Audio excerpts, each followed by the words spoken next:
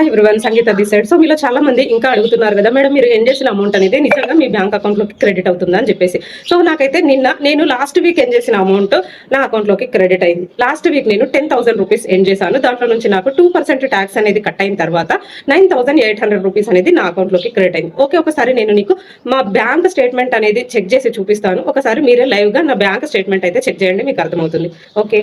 Okay, నేనైతే ఇప్పుడు మీకు నా బ్యాంక్ స్టేట్మెంట్ అయితే చూపిస్తున్నాను, చెక్ చేయండి. ఇక్కడ నేను నా HDFC బ్యాంక్ అకౌంట్ అయితే ఓపెన్ చేశాను. ఇక్కడ మీరు నా నేమ్ అండ్ ఫోటో కూడా క్లియర్గా చెక్ చేసుకోవచ్చు. సో ఒకసారి నేను స్టేట్మెంట్ అయితే చూపిస్తున్నాను, చూడండి.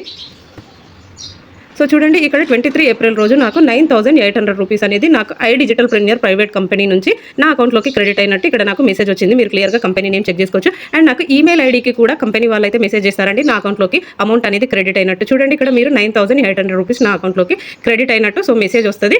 10,000 ఏం చేశాను, దాంట్లో నుంచి 2% ట్యాక్స్ అనేది నేను గవర్నమెంట్కి పే చేసిన తర్వాత నాకు 9,800 అనేది క్రెడిట్ అయింది. అండ్ నాకు బ్యాంక్ నుంచి కూడా మెసేజ్ వస్తుంది, ఒకసారి మీరు ఇక్కడ చెక్ చేసుకోవచ్చు. సో 9,800 రూపీస్ ఇక్కడ నుంచి నాకు క్రెడిట్ అయింది. I digital premier private limited అనే కంపెనీ నుంచి నాకు క్రెడిట్ అయినట్టు మెసేజ్ వచ్చింది. సో మీకు కూడా ఇలా ఎన్ చేసుకోవాలి అని అనుకుంటే so this is the 100% safe legal platform అండి. ఇంట్రెస్టెడ్ ఉన్న వాళ్ళకు వాట్సాప్లో కాంటాక్ట్ అవ్వండి.